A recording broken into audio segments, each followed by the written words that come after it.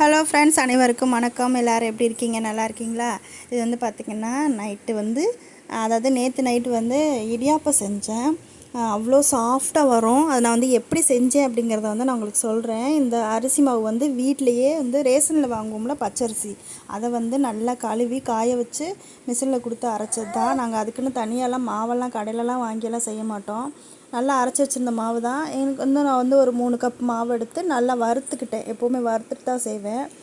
சில பேர் தண்ணி காய வச்சு அப்படியே போட்டு செய்வாங்க. அப்படி நான் செஞ்சதில்லை. நான் நல்லா வறுத்துட்டு அதுக்கப்புறம் வறுத்ததை எடுத்து வச்சுட்டு அதுக்கு இடையில வந்து அந்த ஆறட்டும் அப்படின்னு விட்டுட்டு அப்படியே தேங்காய் பால் ரெடி பண்ணிட்டேன். 2 கைப்பிடி அளவு தேங்காய், 4 ஏலக்காய், அப்புறம் வந்து சர்க்கரை இதெல்லாம் போட்டு நல்லா அரைச்சிட்டு பாலை எடுத்து நல்லா பிழிஞ்சிக்கணும். கொஞ்சம் கொஞ்சமாக தண்ணி ஊற்றி நல்லா அழுத்தி கை வச்சு அழுத்தி பிழிஞ்சிட்டு, இது வந்து நாட்டு சர்க்கரையும் போட்டுக்கலாம், பனங்கற்கண்டு, கருப்பட்டி அந்த மாதிரி எது வேணாலும் போட்டுக்கலாம். நான் வந்து சீனி தான் போட்டிருக்கேன், ஒயிட் சுகர் தான் போட்டிருக்கேன்.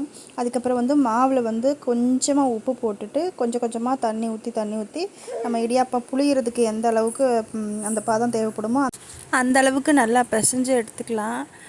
நான் வந்து இட்லி பாத்திரத்தில் வந்து துணி போட்டு அதில் வந்து ஒரு சில பேர் வந்து புட்டை வைக்கிறதுக்குன்னு இது வச்சுருப்பாங்க இல்லையா, அதிலலாம் வைக்க மாட்டேன். இட்லி பாத்திரத்தில் குட்டி குட்டி இட்லி மாதிரி, இட்லி எந்த சைஸில் இருக்குமோ அந்த சைஸுக்கே நான் வந்து புழிஞ்சு எடுத்துருவேன். என்னோடய இடியாப்போரல் வந்து அவ்வளோ சாஃப்டாக புளியும் காய் அப்படியே இறங்குறதே தெரியாது, அவ்வளோ சாஃப்டாக இறங்கும். நான் அது வந்து மரத்தில் தான் வாங்கினது. இன்னொன்று இருக்குது, அது அழுத்தினாலும் 4 பேர் சேர்ந்து அழுத்தினாலும் அது புளியவே முடியாது.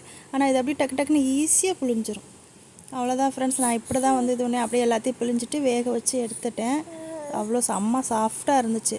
கடைசியில் என்னன்னு பார்த்தீங்கன்னா, எனக்கு ஒரு இடியாப்பம் கூட வைக்கல, எல்லாருமே சாப்பிட்டு காலி பண்ணிட்டாங்க.